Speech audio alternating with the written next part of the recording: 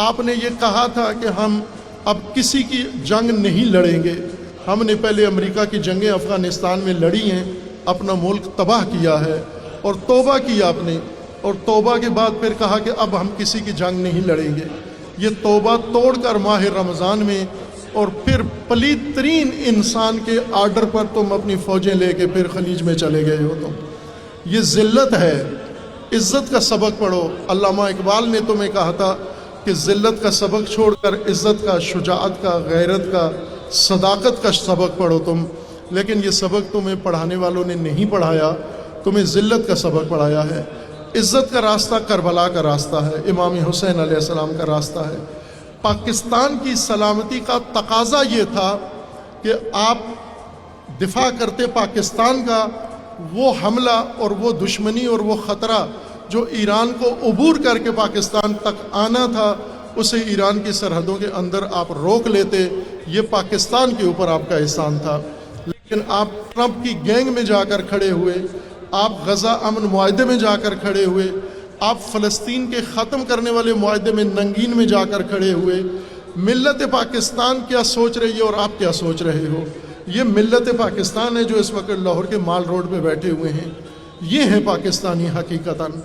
ضیاء الحق نے پاکستان کے ساتھ خیانت کی، مر گیا، کھپ گیا، وہ چلا گیا. ملت ابھی بھی جو موجود ہے یہاں پر، لیکن ملت کے لیے کتنی بڑی مشکلات کھڑی کر کے چلا گیا. وہ مشکلات آج پوری ریاست اور فوج مل کر حل نہیں کر پا رہی.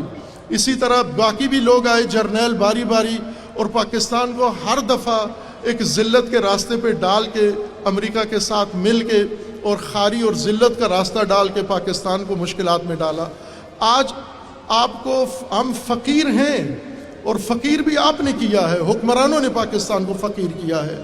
آپ نے پاکستان کی ثروت لوٹی ہے، آپ نے پاکستان کی دولت لوٹی ہے، اور اس کا آپ نے سزا پاکستانیوں کو دی ہے. اور پھر اس فقر اور اس مہنگائی اور اس ناداری کو بہانہ قرار دے کر اب آپ ذلت پہ اتر آئے ہو. ملت پاکستان فقیر ہے، ذلیل نہیں ہے. یہ ذلت قبول نہیں کرتے، ذلت پسند نہیں کرتے. قدس کا مطلب یہی ہے، قدس کا معنی یہی ہے کہ ہم بھوکے رہیں گے لیکن ہم ذلت قبول نہیں کریں گے.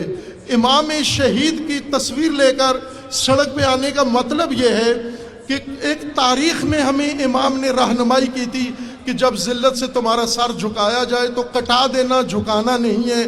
اور آج ہمارے امام شہید نے بتا دیا ہے کہ اگر تمہیں مجبور کیا جائے، پابندیاں لگائی جائے اور بھوک مارا جائے، غزہ کے لوگوں پہ پابندیاں لگائیں، بھوک مرتے رہے لیکن ذلت قبول نہیں کی.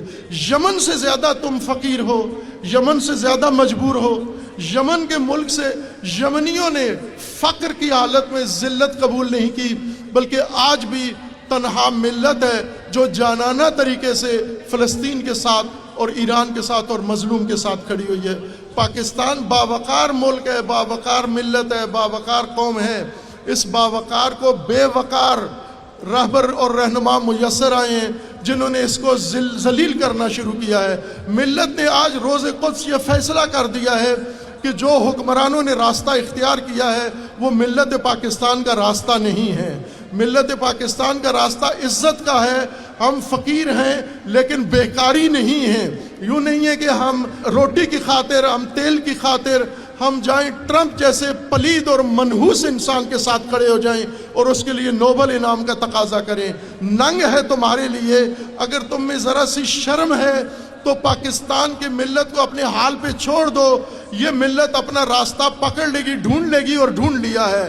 انہوں نے امام خامنئی سے پہلے صرف شیعہ امام خامنئی کی پیروی کرتے تھے، لیکن آج پورا پاکستان شیعہ پاکستان نہیں، سنی پاکستان، بلکہ غیر مسلم پاکستان بھی آج سب کے سب اپنا رہبر سید علی خامنئی کو مانتے ہیں. اور سید علی خامنئی کے جانشین اس باعزت و باغیرت رہبر کو مانتے ہیں کہ جس کے گھر میں باپ کی لاش پڑی ہوئی ہے، زوجہ کی لاش پڑی ہوئی ہے، لیکن وہ غمزدہ نہیں ہے، سوگوار نہیں ہے، بوکھلایا ہوا نہیں ہے، وہ مغلوب نہیں ہے، اپنے پیغام کے اندر کہہ رہا ہے کہ میں تم سے ایک ایک قطرہ خون کا بدلہ لوں گا اور ایک ایک پائی نقصان تم سے وصول کروں گا، تمہارے گلے سے کھینچ کے لے لوں گا۔ چونکہ میں حسین ابن علی کا پیروکار ہوں، حسین ابن علی نے ہمیں یہ راستہ بتایا ہے کہ جب تمہیں کوئی عزت و ذلت کے دو راہے پر لا کر چوک پر کھڑا کر دے تو وہاں پر ذلت قبول نہیں کرنا۔ امام نے فرمایا تھا ان دائی ابن دائی قد رکزنی بین اثنتین بین السلت والذلہ وہیہات من الذلہ۔